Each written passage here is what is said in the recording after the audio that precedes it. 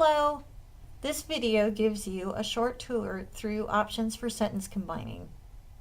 Do you sometimes receive feedback that your writing feels choppy or disjointed? Don't get discouraged. Many times we jot down our initial thoughts in bursts of short sentences. Revision is the time to see how we can combine these sentences together for better clarity and flow. First, let's review the three main types of sentences. Take a look at the simple sentences. Even though they only contain one independent clause, writers can still craft simple sentences in a variety of ways. Next, we have compound sentences. If a sentence is a complete thought, compound sentences are complete thoughts combined together to show the relationship between the two thoughts. Look at the examples here. Complex sentences also show a relationship. The difference is that the structure places one thought as dependent on the other. We can do this to show cause and effect, for example. How do we know which sentence is right for our situation? What are some techniques to vary sentence structure? Take a look at some of these techniques that follow. If you want your writing to flow like a conversation, a loose sentence works well. Loose sentences place the main information at the beginning and additional information near the end.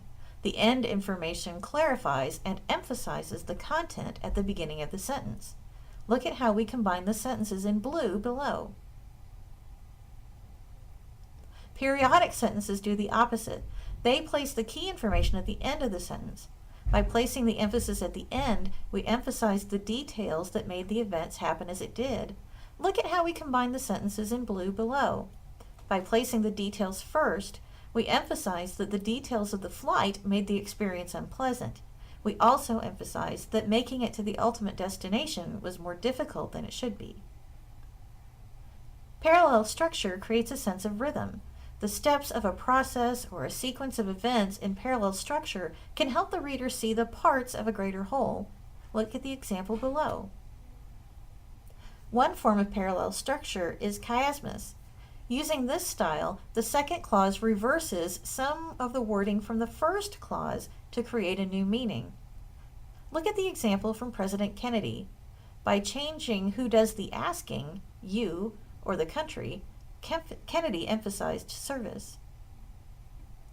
Combining sentences with an appositive takes details from one sentence and places those details next to the noun they describe. This way, the reader can fill in a mental image of the noun immediately. If the details are important, this may be the sentence type for you. Look at the examples in blue. Participial phrases emphasize the action. How?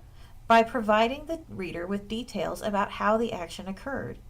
In the example below, the reader can now visualize how the person walked across the parking lot. These details are important to the story, and the phrase shows this emphasis. Now it's your turn. Go to the link on this card in Trello or in your course book and practice combining sentences. There are many ways to combine sentences, so be sure to click the button to see the examples provided for other options.